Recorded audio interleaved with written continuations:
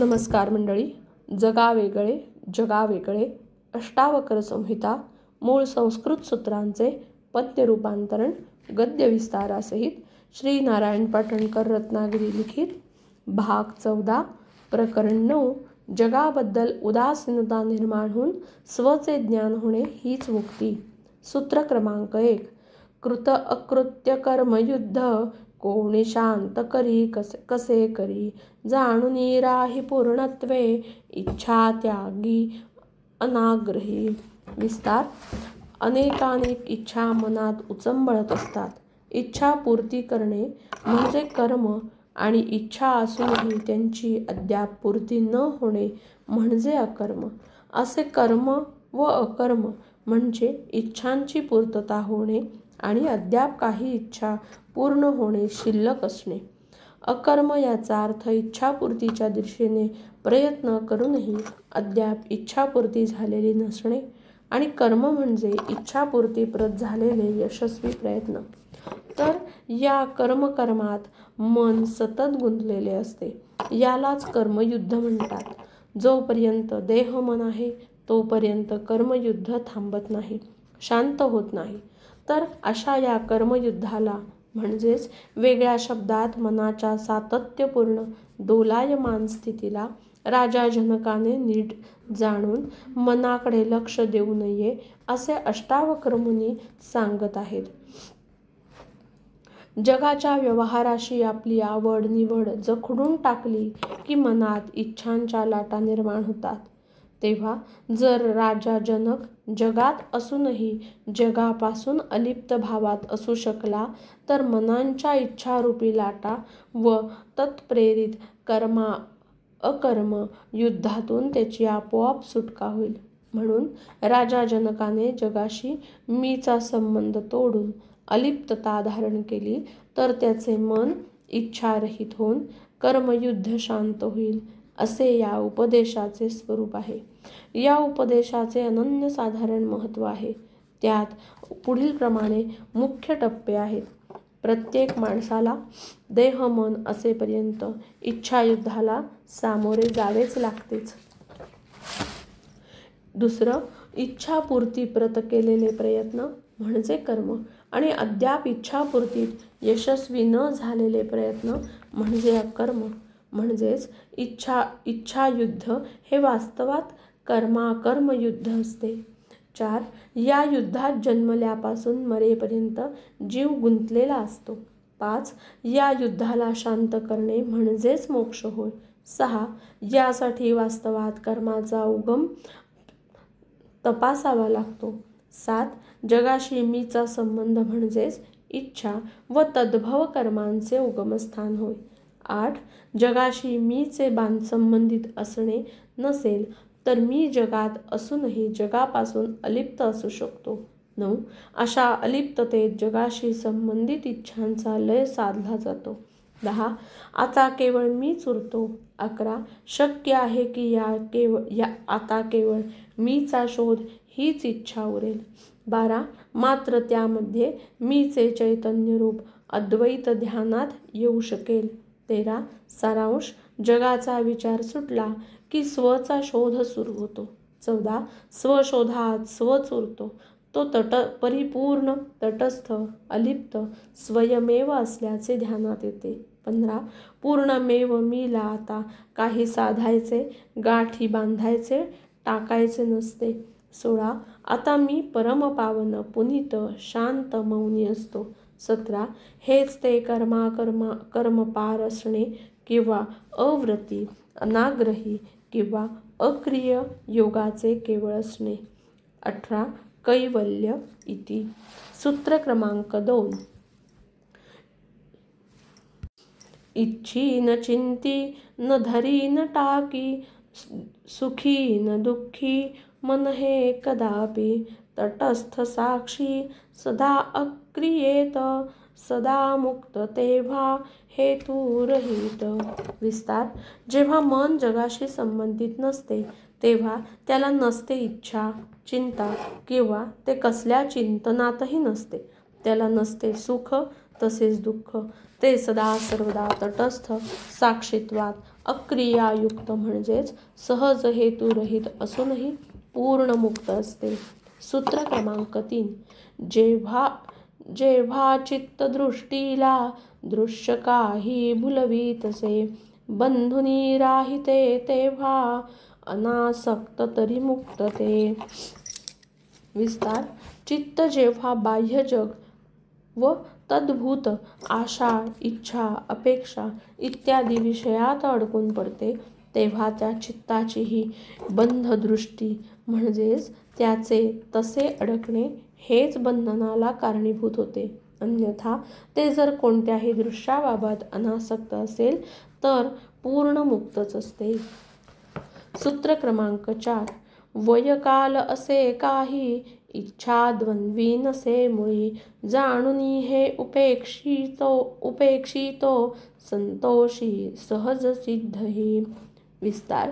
असे कोणते वय आहे किंवा काल आहे जेव्हा मनुष्य सुख दुःख आशा निराशा रूपी द्वंद्वात असत नाही, म्हणजेच हे इच्छानिच्छा युद्ध कधीही कोणत्याही कालात व वयात सुरू असतेच असते, हे जाणून जो या युद्धाकडे क्षणिक समजून त्याबाबत उपेक्षा धरून उदासीन दृष्टीने पाहतो आणि जे काही मिळाले आहे त्यातच संतोष मानितो, तो सहज सिद्धच असतो. द्वंद्वाचा तो असून नसून काही फरक पडत नाही, या भावनेने स्वीकार करणे म्हणजेच मुक्ती होय. सूत्र क्रमांक 5. महर्षी साधू योग्यांची मते तैशी मतांतरे, जाणुनी धरी उपेक्षेला कान पावे परमशांतीला. विस्तार. महर्षी साधू संत योगी यांनी मुक्ती तसेच पदप्राप्तीबाबत अनेकानेक मते मांडली आहेत. मतमतांतरे व मतभिन्नता आहे याबाबत.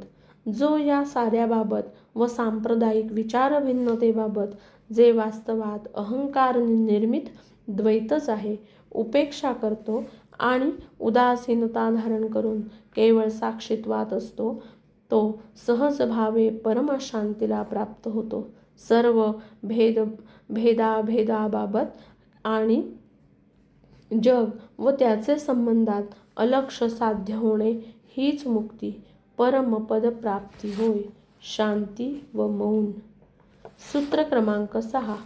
नसे का गुरु तोची सत्यचिद्रूप दाविजो, उपेक्षा समता युक्तीद्वारे तारी जनासिजो. विस्तार. अष्टावक्र मुनी गुरुबद्दल बोलताना सांगतात, जो आपल्याला चैतन्यरूप सत्याचा परिचय करून देऊन जगाबद्दल समता त्याचप्रमाणे उपेक्षा एकाच वेळी धारण करण्यास सांगून युक्ती प्रयुक्तीने शुद्ध ज्ञानप्राप्ती करून देतो व भवसागरातून तरण्यास मदत करतो, तो आपला गुरु नव्हे काय.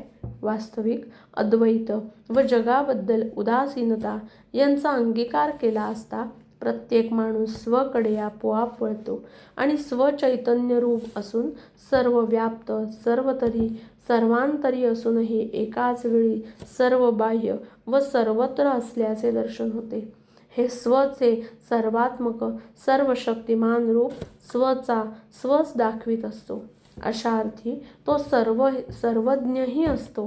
सर्वज्ञ म्हणजे सर्व ज्याने जाणले जाते तो, तसेच ज्याला स्वतःला काहीही जाणण्याची इच्छा नाही तो. याचा अर्थ असा, स्वचे त्रिगुण दर्शन आता पूर्ण झाले. स्व सर्व व्याप्त सर्व बाह्य व स्वतंत्र आहे. याचाच अर्थ सर्वांना व्यापून खेरीज तो बाह्यही आहे, म्हणजेच तो पूर्ण स्वतंत्र व मुक्ती भोगणारा आहे, म्हणजेच तो सर्व शक्तिमान आहे. इतके असूनही तो काहीही जाणण्यास उत्सुक नसणारा, म्हणजेच उदासीनही आहे. मात्र त्याच्या असण्यामुळेच सर्व काही जाणले जाते, म्हणून तो सर्वज्ञ आहे. तर असे आपले आत्मतत्व सत्य चैतन्यरूप वास्तवात तोच पाहतो जो अंतर्मुख उफराटा दृष्टीचा असतो, जो जगाबद्दल उदासीन उपेक्षा वृत्ती असलेला आणि स्वबद्दल सहज उत्सुक असतो. जर असे आहे तर खरा गुरु कोण? स्वच ना आत्माच ना? स्वच ना आत्माच ना? तर असा हा आत्माच खरा गुरु आहे, जगद्वंद्य आहे. मात्र आतावळा असे निमित्त मात्र म्हणून सांगतो तो आतवळा असे निमित्त मात्र म्हणून सांगतो तो आत्मज्ञानी म्हणजे आत्माच असतो. तो व्यवहारात बाह्य गुरु म्हणून ओळखला गेला तरी आत्म्याशी परिचित आत्माच असतो. म्हणून आत्माच एकमेव गुरु आहे. शिष्याची अंतर्मुखता हीच आत्मज्ञानाची गुरुकिल्ली. शिष्याची पात्रता हीच महत्त्वाची आहे. बाह्य गुरुला विशेष महत्त्व नाही. वास्तवात गुरु म्हणजे आत्माच आणि आतील चैतन्याचे म्हणजेच आत्म्याचे चैतन्याद्वारे म्हणजे गुरुद्वारे चैतन्याला म्हणजे शिष्याला ज्ञान होते इतकेच. सूत्र क्रमांक 7. देहेंद्रिय विकारी हे भौतिक जरी जाणसी, बंधमुक्त स्वरूपी तू सर्वदा लीन राहसी. विस्तार. एकदा का इंद्रिये, देह यांचे भौतिक आणि म्हणूनच परिवर्तनशील बदलणारे असे ज्ञान पक्के झाले की ज्ञानी माणूस अशा विकारी बाबींकडे सहज अलक्ष करतो. त्याच क्षणी त्याचे लक्ष आपल्या चैतन्यरूप स्वरूपाकडे जाते व तो केवळ चैतन्यरूप आत्मतत्वच अनन्य भावे आत्मा म्हणूनच लीन होतो. त्याची भौतिक आसक्ती नष्ट होते व तो सहज भावे कायमचा मुक्त चैतन्यच असतो व राहतोही. सूत्र क्रमांक 8. वासना हेची विश्वाचे कारण त्यागुनी असे, वासना त्यागितो संसार त्यागी कुठेही कधीही वसे. विस्तार. वासना हेच विश्वनिर्मितीचे मूळ व एकमेव कारण आहे. हे कारण हे राजा जनका तू टाकून दे. वासना त्याग करतो तो संसार त्यागी असतोच.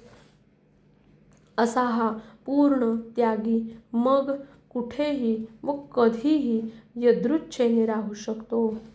अस्तु.